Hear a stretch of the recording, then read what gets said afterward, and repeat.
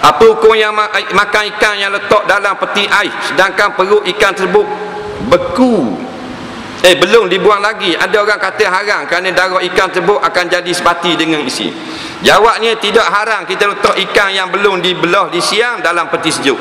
Tak apa, faham tak? Kerana darahnya tidak jeliga masuk di dalam daging-daging kerana beku. Yang diharamkan kita makan ialah jeruk ikan. Ikan seekor dak belah perut, letak buat jeruk, buat perkasang.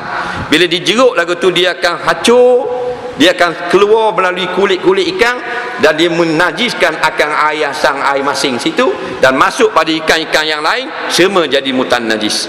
Faham? Hak tu tak boleh. Kebanyakan surau masjid ini tak ada wayar dalam tanda, cuma ada baldi. Apa yang saya tahu, air dalam baldi bukan air mutlak. Soalan saya, apakah hukum orang ramai yang gunakan air tersebut dan apakah ianya dimaafkan? Dia kata setahu dia dalam baldi ni, dalam tandah bukan air mutlak. Jawabnya tak betul.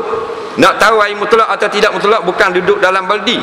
Air mutlak ni air yang bersih, air pahit, air sungai. Biasanya kita sekarang guna air pahit. Kalau ambil air pahit bubur dalam baldi, dia tetap mutlak.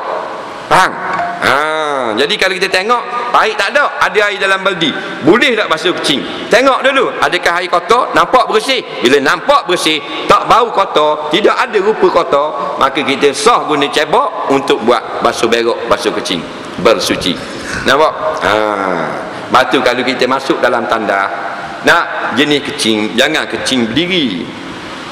Dia kecing berdiri, ada beledi tepi. Kadang-kadang masa kecing tu masuklah beledi tu separuh.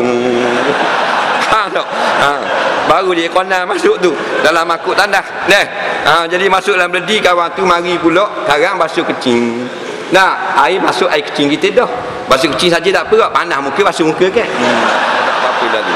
Ni masalah. Jadi memberi mudarat kepada orang lain.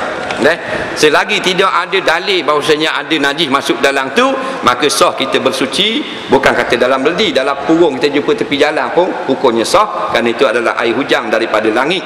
Nampak?